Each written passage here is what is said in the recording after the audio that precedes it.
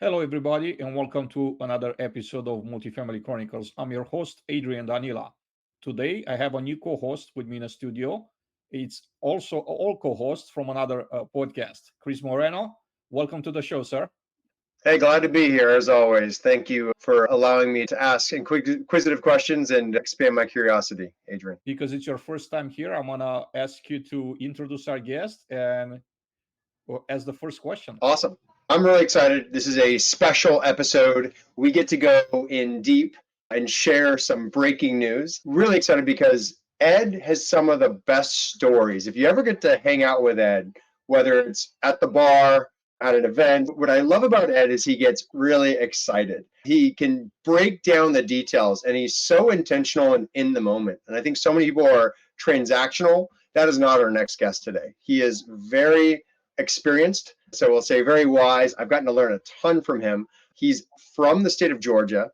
Sadly, we lost him to the state of Texas, but I'm excited to hear some of his stories, both on the management side, the ownership side, the operating side, to working for one of the largest companies out there and his experience across the board. So without further ado, I want to thank Ed Wolff. Thanks for taking the time out of the day, your busy day to spend it with us, Ed. Thank you, Chris, and thank you, Adrian. It's my pleasure and honor to be here today. Awesome. And Ed, we like to hear is maybe what got you into the multifamily industry. Can you take us through, like, how did you get into it, number one? And number two, tell us a little bit about your journey to where you are today. Yeah, I actually fell into the industry in 2000 with a company called Place Properties. I cut my teeth in student housing and military housing. Place Properties then became Peak Made, which is headquartered in Atlanta, and they are managing 40,000 beds. And I really fell in love with the industry. Like, I really came into the technology space back in the early 90s. I worked for MindSpring. For those that remember, the ISP in on West Peachtree Street in Midtown Atlanta, we then merged with Earthlink, went to web.com, to web hosting, and then you know what happened with the internet bubble. And so a recruiter had reached out to me and said, Ed, we need somebody with your background and experience for student housing. And I just fell in love with the industry because it needed a technology focus, it needed transformational leadership, and it gave me an opportunity to take my technology skills and acumen and apply it in a very thoughtful and intentional way. And so, for those that know me, I love building things. I like making things better. And so, the platform at Place Properties allowed me to do just that. From there, I got recruited to Pinnacle, now Cushman and Wakefield. And the wonderful opportunity there was really to move the company's headquarters from Seattle, Washington to Dallas, Texas. And I was the first chief administrative officer that Pinnacle had hired.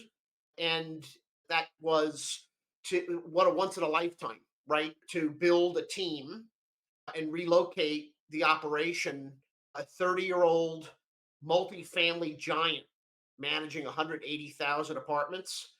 And so to build that team in Dallas was a once in a lifetime. So we relocated from the great state of Georgia to Dallas, Texas in 2008. And that's when I really had an opportunity to get involved with the National Apartment Association, the National Multi-Housing Council. I was fortunate to participate on the National Apartment Association Education Institute board because I just love promoting apartment careers and also education.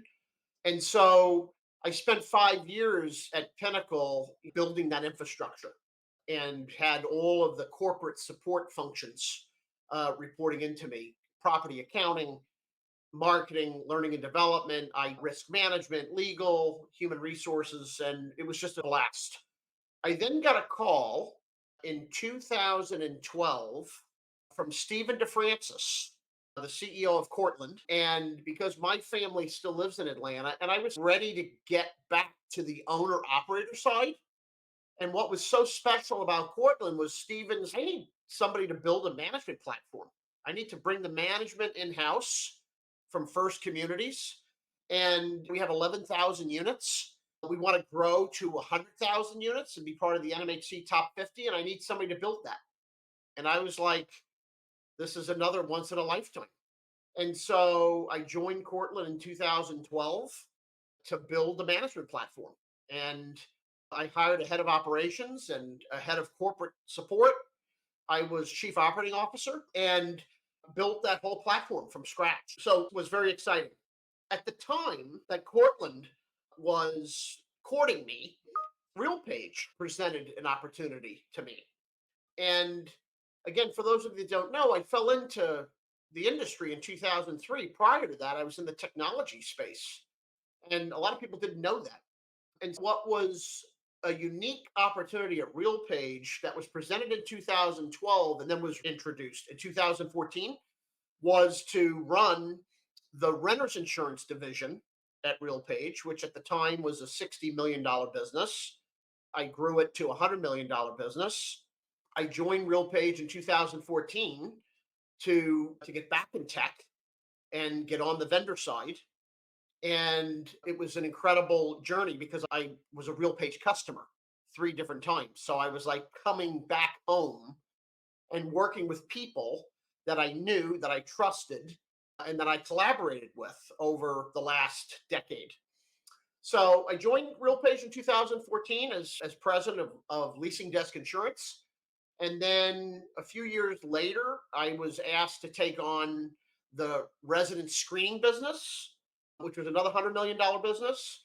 And then we did an acquisition of Onsite based in Campbell, California, as well as Deposit IQ, which was a security deposit alternative business. And so that roll up of all 3 businesses was roughly $300 million. And I joined RealPage in the very early days. And what an exciting place to be and to build, again, a team and to grow that business and continue to add to the overall RealPage revenue. Again, an incredible opportunity. I then had the good fortune to meet Riken Kuhl, who was the founder of LeaseLock. And Riken and I stayed in touch. And in fact, Riken had asked me to do the screening for LeaseLock for every resident. And I was so intrigued with the model. This was one product RealPage didn't have. So if you can believe that RealPage has 90 products, LeaseLock was one product they didn't have. And as I got to know Riken, I was fascinated by how he started the business and what it did in terms of replacing the security deposit and helping people find home and checking the S in the ESG box. And so Riken called me and said, would you consider coming to LeaseLock to build a go-to-market strategy? I realize we're a small entrepreneurial company, and I know that you're this kind of big deal at RealPage, but we need somebody like you to build a go-to-market strategy and build an enterprise sales team, build an enterprise customer success team, and a marketing team. And when I thought about the product and the passion that I have for the industry and really helping solve the affordability, I thought, what a great opportunity to do that and stay in the industry that I love, but also continue with my insurance journey from 2014. So I joined LeaseLock in 2019, built those businesses. I had the good fortune of getting promoted in 2022 to president, and that they expanded my roles and responsibilities. Was at LeaseLock for 5 years, and then the opportunity at Airwave presented itself. And so I joined Airwave as president and chief revenue officer. It reminds me a lot of where LeaseLock was 5 years ago. It's in a unique space at the right time where digital infrastructure is paramount to the resident, and where basically Airwave future proofs the unit for all things Wi-Fi and IoT. And so what Airwave was looking for is someone to build, again, a go-to-market strategy and grow this business like I did at LeaseLock to $1 billion valuation. Ed, I'm almost speechless. I don't know where to start. This is such an amazing journey. such an epic journey that you had in the industry, and you built so many uh, unique things throughout your career. I do want to ask, well, first of all, congratulations are in order. We're very fortunate here to have you break the news, right? About your new journey that you're starting with Airwave. So I want to ask you, what's your vision about where you could take Airwave and what uh, Airwave can be for multifamily industry and beyond? Yeah, it's a great question. And the genesis of the answer is really around building a digital infrastructure that's built to last. So when I look at the competitive landscape, I look at Airwave and how Airwave is building it right and to last with assembling the right people, with the right technologies and the right processes that will enable us to scale and build this business in a very thoughtful, meaningful, and intentional way to get to $1 billion valuation. Every person that I've talked to about Airwave and the digital infrastructure space have all said this is the right focus at the right point in time, given that every resident is looking for a stable, reliable infrastructure. Speed and reliability is paramount, and Airwave creates that lasting first impression and experience that no other provider can compete with. All right, I'm having a little technical difficulties on the internet, but what love to hear though, Ed, a little bit about just your background and hearing on how you're thinking about the technologies that you've worked with. You've seen them all. You worked at one of the largest players. How do you think about, and maybe when you're thinking about implementation, how do you, in your past, how do others think about implementation of these technologies in organizations? Is it something that you try to do pilots with? Is it something that you try to roll out an entire organization?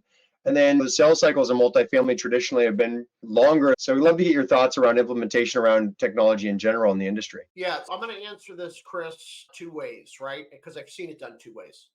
A lot of times when you're looking to make massive technology upgrades and or changes, people want to take a crawl, walk, run approach where they're going to pilot, they're going to test to ensure that the product and or service does what it says it's going to do in the time frame that it says they're going to do it in, and it's going to be on time, under budget. There are other organizations that I've been affiliated with that take a full stack change, rip the band-aid off. So I think it varies. At the end of the day, the underpinning of this is change management. It's akin to when revenue management was introduced. It's akin to when you are told that we're going to get out of the security deposit business and we're no longer going to charge 1 month's rent as a security deposit. I think, Chris, when you look at the new technologies, and oh, by the way, today, the resident expects everything to be done on their phone and they want it immediately, right? Today, residents are doing speed tests to validate that what the leasing teams have promoted and sold as giving each resident 1 gig is actually, they're actually getting 1 gig, right? Because the Internet of Things, IoT, is continuing to expand and become more and more pervasive. The need for a digital infrastructure is more important than ever before. But again, I'm just of the opinion of a crawl, walk, run approach. Yes, the sales cycle tends to be longer in multifamily, but I think once you demonstrate the proof of concept, it makes it far easier to expand. And it's what I call the land and expand strategy. You land equity residential, you take a property and demonstrate the proof of concept, and that becomes a rinse and repeat for other properties, either on a new development or a retrofit. Ed, I want to go back a little bit into your journey, your previous journey. you took so many companies from a certain stage, and then when you left, the companies were like a totally different company as far as different scale of doing business. So I'd like to ask you to share with us some challenges that you had with scaling companies, and how did you overcome the challenges, and what were some lessons that you learned from the process? So it's a great question, and one that is relevant across my 20-year journey. And it really comes down to, at the core, change management, right? So I'm going to give you my secret sauce. I use the book entitled The First 90 Days. It becomes my playbook that I use at every organization. And what I do is I rinse and repeat what I like and what has worked, and discard the things that don't work. So the first thing above it all is to understand the current situation, to ask thoughtful questions, to not come in to an organization with preconceived notions, to be thoughtful, to be respectful, to have humanity, to be deliberate and intentional, and listen, right? Now, so these are basic things, but what happens in organizations is someone may come into an organization in what I call a bull in a china shop, and it creates chaos, it creates confusion, it creates fear, it creates uncertainty.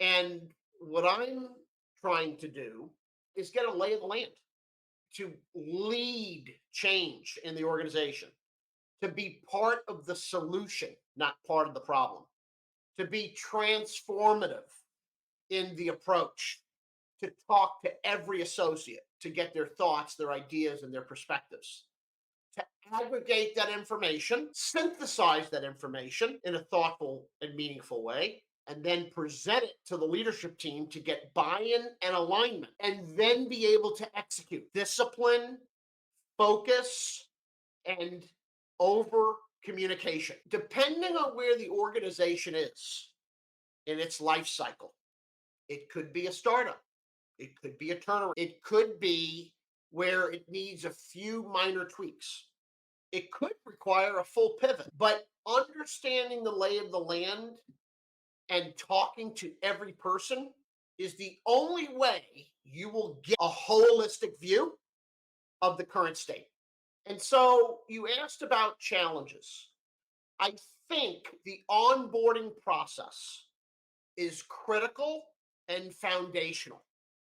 It's setting the individual or individuals up for success. It's providing transparency and authenticity, giving people the empowerment and the enablement to do what needs to be done without tying people's hands behind their back. So when I've joined organizations before, it was when there wasn't adequate communication, or there were sacred cows that were untouchable, that hindered the ability to make change. And I think throughout my journey, at the core, having a company culture with core values, with like-minded people, with a business model that makes sense, are all fundamental things that are required. But above it all is setting up the foundation and using the playbook to ensure that you take a very disciplined, consistent, and thoughtful approach to leading change in the organization. And one of the books that I've used, and I'm a voracious reader, but one of the books I love is Leading Change by John Kotter. And it talks about building a guiding coalition. And in almost every organization, I did just that. I built a cross-functional work team to lead change within the organization, where everyone's voice was heard. They had a seat at the table. They were part of the solution. And ultimately, getting that buy-in was key to making the changes required to scale and grow the businesses that I joined. Awesome. And I think that's pretty insightful. Learning from others, bringing in an action plan. You talked about having this voracious team. Curious, whether it's personal or when you're starting a new role, how important is the mentorship side of things? How do you think about mentors, whether they've been an actual mentor or like a board of trustees or, someone who had an impact in your career, in your life? Yeah, so I'm a big believer of having a personal board of advisors. Personally, I have one, and it's made up of three people. It's an attorney, it's an executive coach, and it's a business leader. All three of those people are mentors to me, and it's up to me to nurture those relationships. They're there when I need them, and I in turn am there when they need me.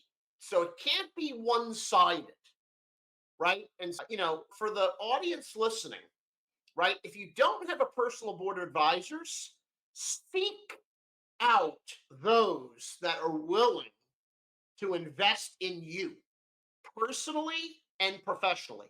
It just so happens that I have an attorney, an executive coach, and a business executive. It's a mix, right? Because there's a diversity of thought that I want. And I always use the term I want people to be the voice outside my head. I want them to ask the tough questions, right? I want them to give me the tough love that I need to hear, right? And so mentorship is so powerful. And I believe you only get out of it what you put into it. And so, therefore, nurturing those relationships and it being two-way, not one-sided, will pay dividends for many years to come. For those that don't know me, and I'm not trying to self-promote myself, I'm a big believer of paying it forward. And so I look at a Dr. Debbie Phillips, and she talks about net weaving. Here's an individual that I admire, I respect, I trust, I like, and I learn from every day. What Debbie does is selfless for others. It's paying it forward. Now, whenever she needs something and she comes to me, it's incumbent upon me to return that favor and then some. That's what I'm talking about, paying it forward. For those of you that know you, Ed, we know very well that you live by this, paying it forward. And we appreciate that we have someone like you in our circle. You earlier mentioned the sacred cows, right? That you found in different organizations. So this is a two-part question. How did you kill the cows? And then the second part of the question is, what were some other major challenges from a leadership perspective that you have encountered throughout your career, and how did you overcome those challenges, leadership challenges? Yes, so part A, when a sacred cow is identified, right, you communicate that early and often. And what you do, or what I have found to do, is to work with that individual, give them every opportunity to be successful. And at the end of the day, if they're not capable of rising to the occasion, you come to a mutual understanding and agreement and treat that individual with dignity and humanity. So that's part A. Part B, with regards to challenges and how to overcome them. I think this goes back to communication, right? And having clear expectations that are set. The danger of not setting clear expectations, creating a communication and a cadence for communication is critical to ensure that there is alignment every step of the way. The danger is when there isn't alignment, right? And by the way, it's the onus is on the person coming into the organization, right? To ensure that they are communicating early and often and getting buy-in and alignment. And so what happens very often that I've seen is someone new comes into the organization and they feel like it's not on them, it's on the employer. It takes two to tango. And so if you're not proactively communicating and understanding the mediums of communication and understanding what the expectations are, then shame on you, because you didn't understand, you didn't take it upon yourself to understand, And therefore, you didn't get the alignment and buy-in that you needed to make real change. And it's wild as you talk about the changes happening right now, a lot of changes. And I want to get your thoughts, especially on AI and how you think about AI as it's making an impact, whether it's on systems, on people's jobs, on speeding up. But I want to get your thoughts on how you use it and how do you think about it as a tool to increase efficiency for teams?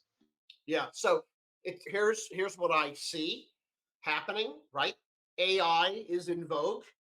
Every organization is talking about it.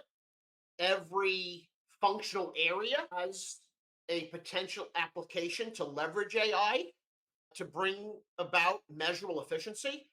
I'll use two functional areas that I have oversight for where it was introduced and is being discussed and vetted. One is in the customer success area, and one is in the claims adjudication area. The truth is, the introduction of AI can help minimize the touch of the customer or the multiple touch points that a customer has. It can drive efficiency, it can streamline and perhaps impact the customer experience in a very significant, meaningful way. And so, you know, I'll take an example.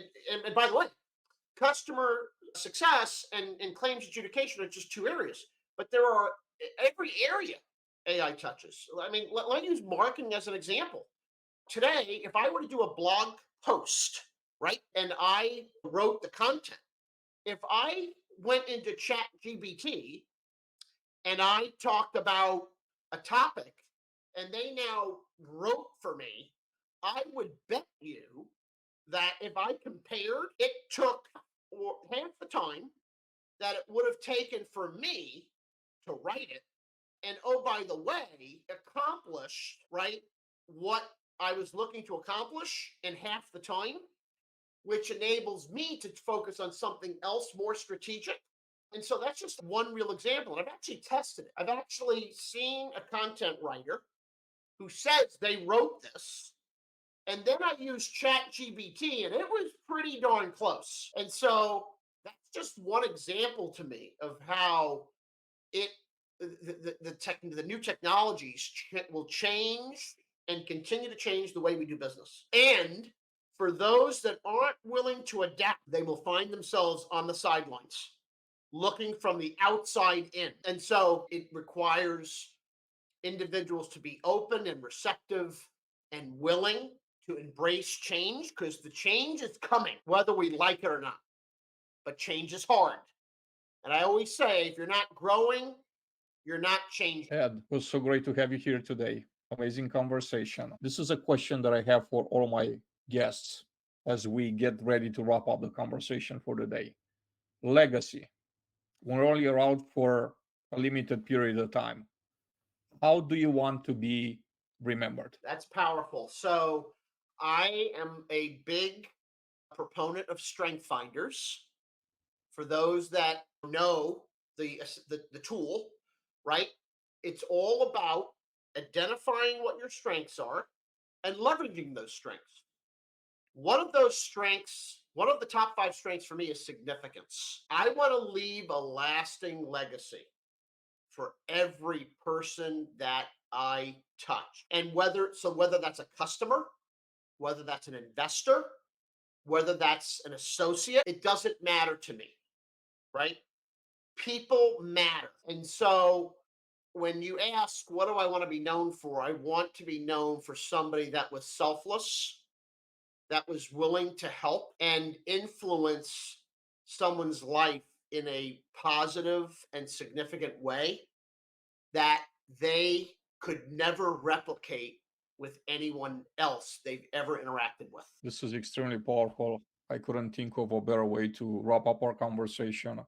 I do want to give you the opportunity, Ed, to say something you didn't have the opportunity to say during our conversation, or maybe to answer a question you wish Chris and I would have asked, and we didn't have we didn't get to do it. You guys were fantastic. I want to leave with a quote from somebody who really resonates with me. And it's a very simple quote. And you have to say it 3 times. I tell this to my son, who's 15, right? I say, Harrison, you have to say it 3 times. You have to do the math problem 3 times to make it stick. And here it is. It's Maya Angelou. People will forget what you said. People will forget what you did, but people will never forget the way you make them feel. And as I say that, I have goosebumps because it really is true, right? The way you make people feel will have a lasting impression. Just amazing. Any final thoughts? Yeah, you light up a room and dropping bombs here for us today. I love these stories. Love the quotes. We'll have to hear more. I think definitely your opinions on and the things you've learned in reading, the conversations you have. What I love is you have an opinion on everything, whether or not nobody's going to agree on everything. But the fact that you have a strong opinion, you educate yourself on the topic, and you can dive in. Funny enough, during this call, the only call I've ever had my internet drop out was this call. I won't say who my internet provider is, but please go out and fix it. Please go out in the world. I know you're gonna do a hell of a job to improve the connectivity of our world. I know it's really important, and what you're doing is a good fight because so many people don't have great access to technology. And I think as you talked about around AI, around tools, around access, something that stood out too is I think you help showcase a lot of great people. And so keep up the great work, Ed. Can't wait to see you again in person. Thanks, Chris. Everybody, thank you very much for watching us today. This is another episode of Multifamily Chronicles. We hope to see you back here soon. Have an amazing day. Thanks, gents.